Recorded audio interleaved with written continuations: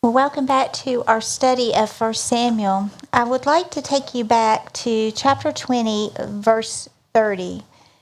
Then Saul's anger was kindled against Jonathan, and he said unto him, Thou son of the perverse, rebellious, King James says, woman, do not I know that thou hast chosen the son of Jesse to thy own confusion and unto the confusion of thy mother's nakedness? Okay. I just saw something that in all these years that I've been reading the Bible, I just saw something, so I made a major mistake. We're going to correct that right now. The word woman is not even in the Hebrew language, okay? So it doesn't say that. What it is actually saying is you are a perverted and rebellious son. Now that changes the whole picture, doesn't it? And I looked at every one of the translations I have, and not one of them says that. Every one of them has woman in all those translations, even in the commentaries. It's called son of a whore, a bastard, and all these other things, and it's not even there.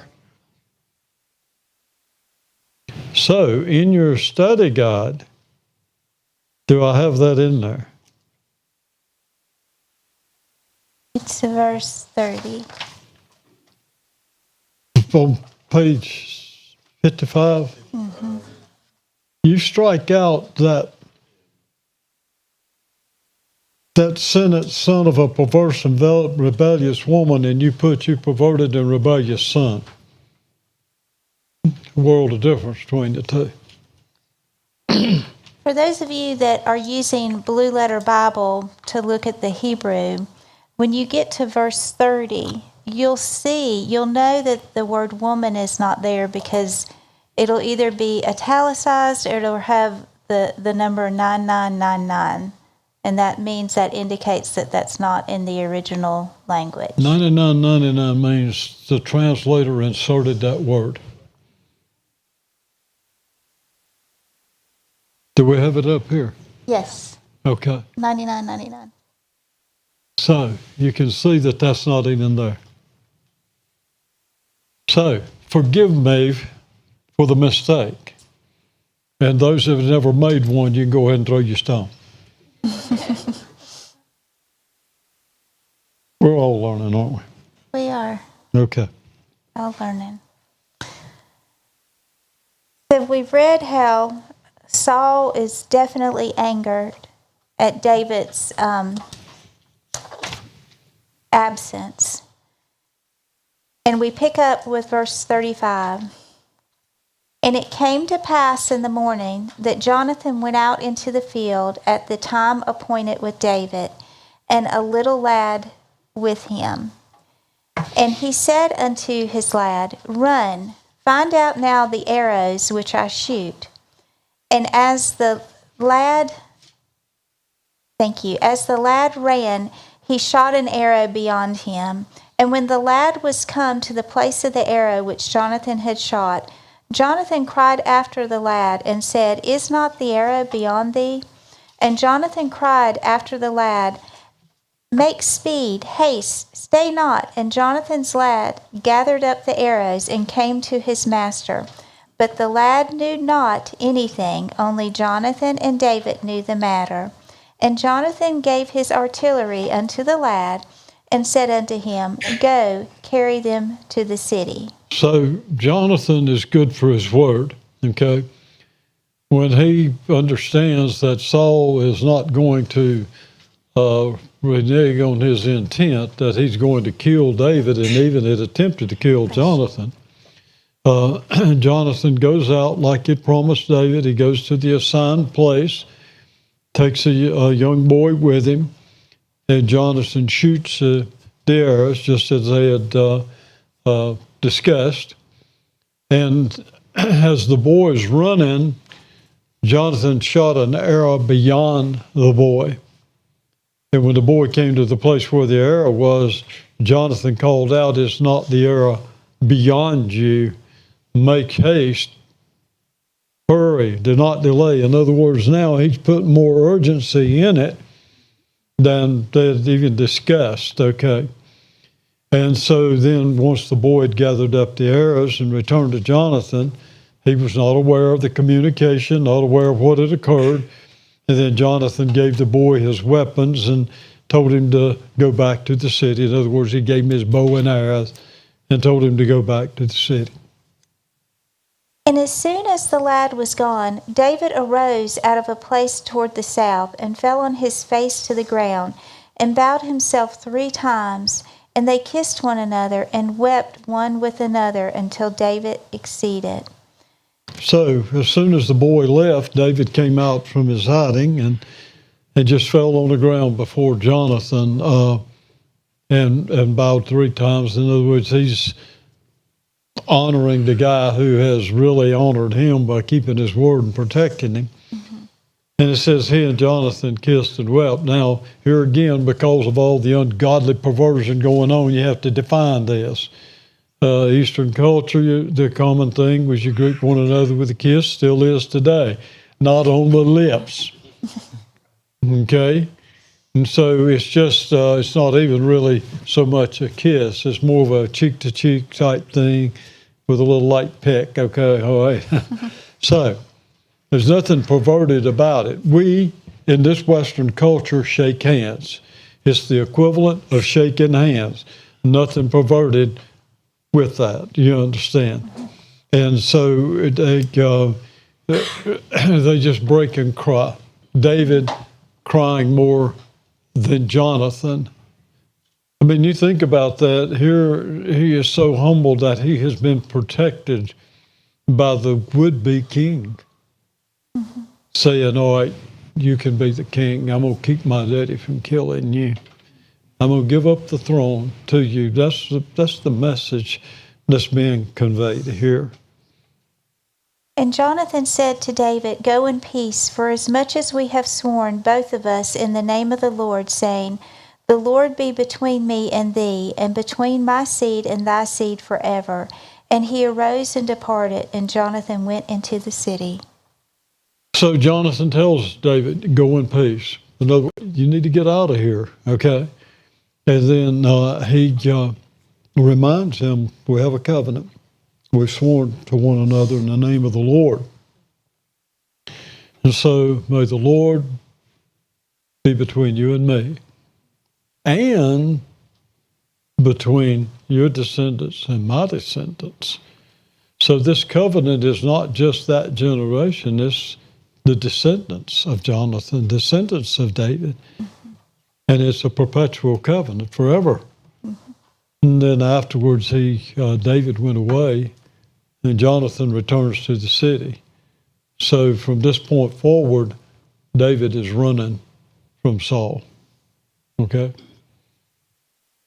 Then came David to Nob, to Ahimelech the priest, and Ahimelech was afraid at the meeting of David, and said unto him, Why art thou alone, and no man with thee? And David said unto Ahimelech the priest, The king hath commanded me a business, and has said unto me, Let no man know anything of the business whereabout I send thee, and what I have commanded thee, and I have appointed my servants to such and such a place. Now, if you haven't noticed, there's been several little lies go along the way. Michael saying David's going to kill her, and Jonathan and David sort of stretching things to protect David. And then you get into this situation where David goes to Nob, which is a city where the priests were, okay? And he meets with Ahimelech. And Ahimelech, when he saw David was by himself, was afraid. Now, my question is, why would he be afraid? Because I think word has got out that Saul is after David. You understand? Bad news travels like wildfire. Have you ever heard that? Mm-hmm. And so he's afraid, and he asks David, why are you by yourself? And then here again, David said, well, I'm on a secret mission, okay? He's not saying I'm running from Saul. You with me? I'm on a secret mission, and I've left my men in a certain place, not given any location. And obviously, he has some men with him. Okay, and so well, I'm ahead of you. Go ahead if you read. Now, therefore, what is under thy hand? Give me 5 loaves of bread in my hand, or what there is present. And the priest answered David and said, There is no common bread under my hand, but there is hallowed bread, if the young men have kept themselves at least from women. Okay, so David is looking for some food, right? So he asked Ahimelech for some bread, and he says, we don't have any common bread. In other words, all we have is what's been on the table of showbread, the bread of presence, which is for the priest, and then they would take that off every week, okay? So we have some bread here that we've taken from off the showbread and off a table of showbread, and if you guys haven't, had any sexual relations with women, then we'll be all right. Okay. And David answered the priest and said unto him, Of truth, women have been kept from us about these 3 days since I came out, and the vessels of the young men are holy, and the bread is in a manner of common, yea, though it were sanctified this day in the vessel. So David says, we hadn't been with any women, that's for sure. We've been running from our lives, you understand. Not like the Hollywood movies, that have all the love scenes with the bullets flying. It doesn't work that way. Anyway, he says that, no, we haven't been with women. And in a sense, the bread's common anyway because it's already been taken off of out of the presence of the Lord, so to speak. Okay. So the priest gave him hallowed bread, for there was no bread there but the showbread that was taken from before the Lord to put hot bread in the day when it was taken away. Now a certain man of the servants of Saul was there that day, and detained before the Lord, and his name was Doeg, an Edomite, the chiefest of the herdmen that belonged to Saul. So Doeg was not an Israelite. He was an Edomite. Okay? That's a son of Esau, or a descendant of Esau, not a descendant of Jacob or Israel. Okay? But he has this position as the chief herdsman of Saul's herds. And he was there at this place with Ahimelech when David made his request. So Doeg is hearing this. Okay? And David said unto Ahimelech, And is there not here under thy hand spear or sword? For I have neither brought my sword nor my weapons with me, because the king's business required haste. Now think about that one. If you have any weapons here, I had to leave in such a hurry I didn't have time to get my weapons to bring with me. Have you got anything here? And the priest said, The sword of Goliath the Philistine, whom you sleweth in the valley of Elah, behold, it is here, wrapped in a cloth, behind the ephod. If thou wilt take that, take it, for there is no other save that here. And David said, There is none like that. Give it to me. So Ahimelech told him, well, the only thing we have available is Goliath's sword, the guy you killed. And David said, there's no sword like that one. Let me have it. So Ahimelech gives it to him. And David arose and fled that day for fear of Saul, and went to Achish, the king of Gath. So David leaves the land of Israel and goes into the Philistine country. Gath is the city of the Philistines, Achish being the king of Gath. So he knows that Saul is not going to be going into the city of the Philistines with whom they're battling all the time, okay? And the servants of Achish said unto him, Is not this David, the king of the land? Did they not sing one to another of him in dances, saying, Saul has slain his thousands, and David his 10,000s? So when they learned David's there, and they became afraid, and then David became afraid of Achish too. But they're afraid of him, and said, "Isn't this the one that they sung about? Mm-hmm. Saul slain his 1,000, David his 10,000s," and so this is throwing a flag up, so to speak. You understand? Mm-hmm. And David laid up these words in his heart and was sore afraid of Achish the king of Gath. And he changed his behavior before them, and feigned himself mad in their hands, and scrabbled on the doors of the gate, and let his spittle fall down upon his beard. He's serious about not wanting to get killed here, you understand? Yeah. And so to protect himself, David just acts like he's a madman. Scratches on the doors of the gates and lets slobber run down in his beard and all this kind of stuff. And go ahead. Then said Achish unto his servants, Lo, ye see the man is mad. Wherefore then have ye brought him to me? Have I need of madmen, that ye have brought this fellow to play the madmen in my presence? Shall this fellow come into my house? So when Achish servants see David acting the way he did, and then King Achish sees that, he says, "Why'd you bring this guy here?" You know, they see David as a great warrior.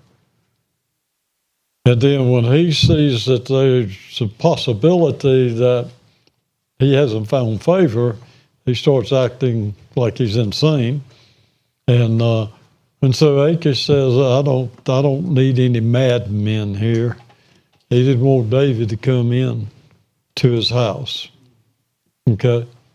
So sometimes you use whatever strategy it takes to save your life, right? Chapter 22. David therefore departed thence and escaped to the cave Adullam. And when his brethren and all his father's house heard it, they went down thither to him. Now remember, his brothers were in Saul's army, right? Mm-hmm. So when David left Gath, he went to the cave of Adullam, and his family learned where he was. Obviously, there's couriers going back and forth carrying the mail, so to speak, right? They're telling there's communication going on. And so when David's family learns where he is, then they all go to him. You understand, their life's in jeopardy too. And so they all go to where David is. And everyone that was in distress, and everyone that was in debt, and everyone that was discontented gathered themselves unto him, and he became a captain over them. Now think about this. This guy's anointed to be king, right? Mm-hmm. Okay? So rather than to put him on the throne, God just gives him these men who are in distress. They're in debt. They're discontent. All right? See if you can lead these. Isn't that interesting? Mm-hmm. I mean, he gives him some unlikely guys for his little army, okay? Mm-hmm. In other words, you lead these guys, you're going to have some experiences here, right? David's in training. Now, this is where we said earlier in our teaching that there's a difference between the call of God and the commission of God. God calls you to come to him, but then there's things that you go through before God commissions you to go for him, okay? And so what David is doing right now is fleeing for his life. Other people who are in, if I can say it this way, who are in trouble with the law, they're fleeing with David, and that becomes his little army that he's having to lead. How would you like to lead a bunch of people that are discontent? Mm-hmm. You know, when a man's discontent in himself, this has a ripple effect all around him. Mm-hmm. And David has the responsibility of making this a unified army. So David is in training. You understand? He's been in the military. He's done great things for Saul. But now he has a different group of people to work with now. And besides all that, he has some family members. Moving right along. Yeah. And David went thence to Mizpah of Moab, and he said unto the king of Moab, Let my father and my mother, I pray thee, come forth and be with you, till I know what God will do for me. So David leaves Adullam and he goes to Mizpah, which was in the land of Moab, and he asked the king of Moab to allow his father and mother to stay there until he could find out what God had in store for him. And so he puts his father and mother in a safe place, okay? Yeah. And he brought them before the king of Moab, and they dwelt with him all the while that David was in the hold. Now, when it talks about David being in the hold, the stronghold, in other words, David's running from Saul, he's hiding from Saul, and you'll find that David goes from place to place. A cave of Adullam is one of those places, okay? And so as long as David is running here, they're being protected by the king of Moab. And the prophet Gad said unto David, Abide not in the hold, depart, and get thee into the land of Judah. And David departed, and came into the forest of Hareth. Now think about this. Here's the prophet. God's warning David. So the prophet Gad tells David, don't stay in this stronghold, but you go to the land of Judah. So David left and went to the forest of Hareth. Okay? God's leading him. It's interesting that he has a prophet with him, and later on you're going to find he has a priest with him also. When Saul heard that David was discovered, and the men that were with him, now Saul abode in Gibeah under a tree in Ramah, having his spear in his hand, and all his servants were standing about him. So Saul was staying in Ramah of Gibeah, and he heard that David had been seen. And so here Saul does what Saul does. Mm-hmm.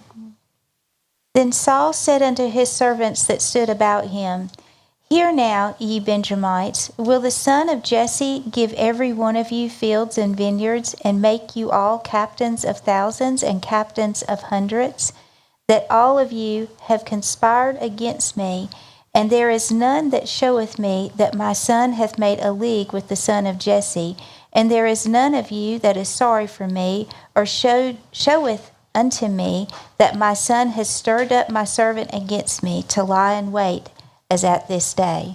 Listen, poor Saul's putting the blame on somebody else here, isn't he? Mm-hmm. And so Saul is there in Gibeah, and here's what David's been saying. He's there with the spear in his hand, and he rebukes his Benjamite servants, his army, and accused him of conspiring against him by not letting him know that Jonathan and David had made a covenant.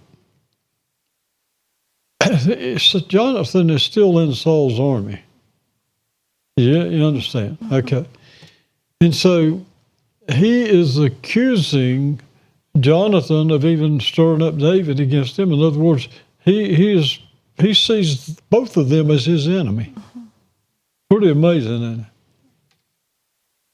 Then answered Doeg the Edomite, which was set over the servants of Saul, and said, I saw the son of Jesse come into Nob to Ahimelech, the son of Ahitub.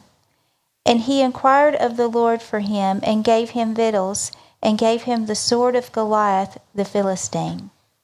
So Saul has accused David of lying in wait for him. Well, that was a blatant lie. I mean, it's the other way around, right? Mm-hmm. So Doeg steps up, the Edomite, remember? Mm-hmm. And he tells about David meeting with Ahimelech.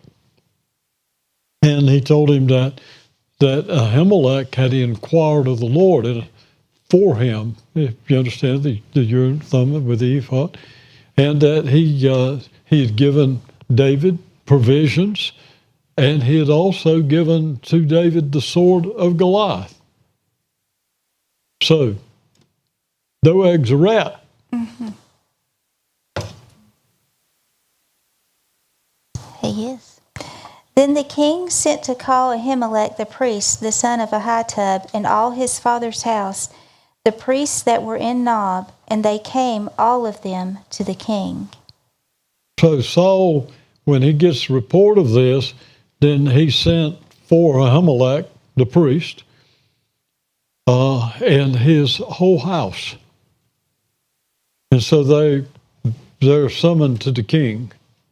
Okay? And Saul said, Hear now, thy son of Ahitub. And he answered him, Here I am, my lord.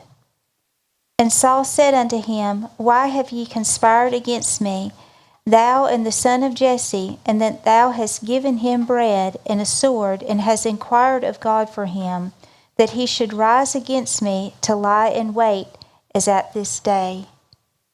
So now Saul is accusing Ahimelech of conspiring against him by helping David.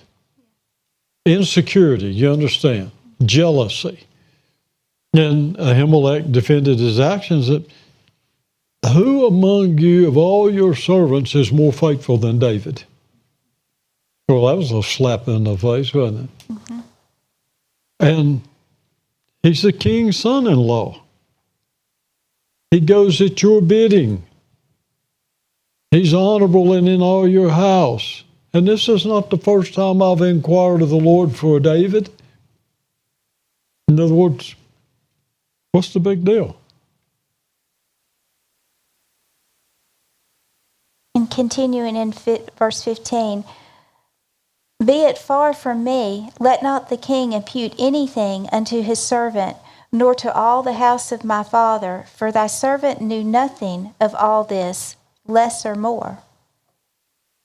And the king said, Thou shalt surely die, Ahimelech, thou and all thy father's house. So Ahimelech's pleading innocent of all these accusations against him. I haven't done anything against you. I mean, what did he know, right? Mm-hmm. Mm-hmm. And so Saul passes a death sentence on God's priest and all his household. And the king said unto the footmen that stood about him, Turn and slay the priest of the Lord, because their hand is also with David, and because they knew when he fled and did not show it to me. So Saul tells his guard, kill the priest. They wouldn't do it. Mm-mm. You understand? They had more respect for the priest, for God, than Saul, so they wouldn't do it. Verse 18, And the king said to Doeg, Turn thou, and fall upon the priest. And Doeg, the Edomite, turned, and he fell upon the priest, and slew on that day 75 persons that did wear a linen ephod. And Nob, the city of the priest, smote he with the edge of the sword both men and women, children and sucklings, and oxen and asses, and sheep with the edge of the sword. So when Saul's guards wouldn't kill the priest, he turns to Doeg. You kill him. He killed 85 priests, but he didn't stop there. Mm-hmm. He went to the city of the priests, Nob, and destroyed it, killing men, women, children, infants, and animals. I tell you something about Doeg? Mm-hmm. And one of the sons of Ahimelech, the son of Ahitub, named Abiathar, escaped and fled after David. So Abiathar, the son of Ahimelech, somehow escaped, got out of the city, and went to David and told David all that had happened, what Saul had done to the priest and to the city of Nob. Verse 22, And David said unto Abiathar, I I knew at that day, when Doeg the Edomite was there, that he would surely tell Saul, I have occasioned the death of all the persons of thy father's house. So David felt responsible for the death of the priest. I knew it. I knew that day when Doeg the Edomite was there that he was going to tell Saul. Mm-hmm. So Doeg evidently had a reputation as well, okay? Mm-hmm.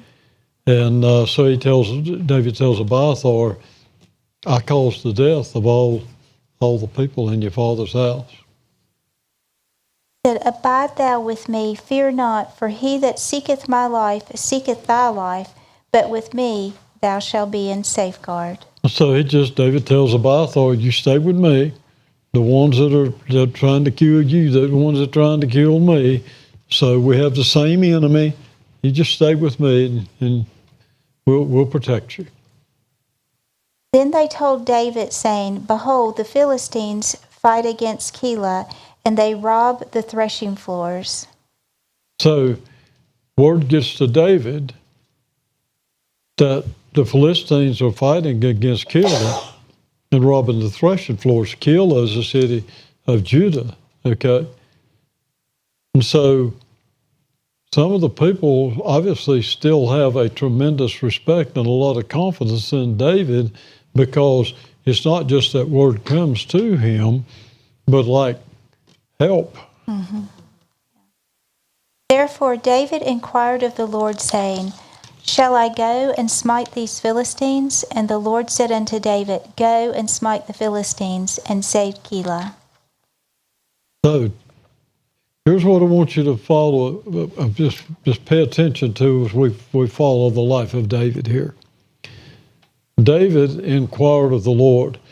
Ahimelech, he inquired of the Lord from Ahimelech, okay? Mm-hmm. Here, before going in and just taking for granted what he should do, he inquires of the Lord, should we go to Keilah and save them from the Philistines? And the Lord said, go. And David's men said unto him, Behold, we be more afraid here in Judah. How much more then if we come to Keilah against the armies of the Philistines? So David's men, they're reluctant to go. Right? Listen, we're fleeing from him while we're going back in that direction, okay? And so David went to the Lord again. Mm-hmm. And he got the same instructions. Mm-hmm. Okay. We'll read that verse 4. Then David inquired of the Lord yet again, and the Lord answered him and said, Arise, go down to Keilah, for I will deliver the Philistines into thy hand. So David and his men went to Keilah and fought with the Philistines and brought away their cattle and smote them with a great slaughter. So David saved the inhabitants of Keilah. So David and his men, he led them, you understand, even though they were reluctant to go. He convinced them they should go. And they went to Keilah, they defeated the Philistines, and then they got the spoil. They took the livestock, and they saved the city of Judah, okay? Mm-hmm. And it came to pass, when Abiathar, the son of Ahimelech, fled to David to Keilah, that he came down with an ephod in his hand. So this is sort of a parenthetical they put in here. Yeah. How did David inquire of the Lord? Well, when Abiathar came, he also came with the ephod, and the ephod is what was used to determine the will of the Lord. Okay, so that's how David is getting his instructions from the Lord. And it was told Saul that David was come to Keilah, and Saul said, God hath delivered him into my hand, for he is shut in by entering into a town that hath gates and bars. Now, isn't it interesting what Saul says here? So news gets to him, David's in Keilah. This is a fenced city, okay? Mm-hmm. So Saul felt that David's capture was certain because he'd entered into a city with gates and bars. God's delivered him into my hand. Not hardly.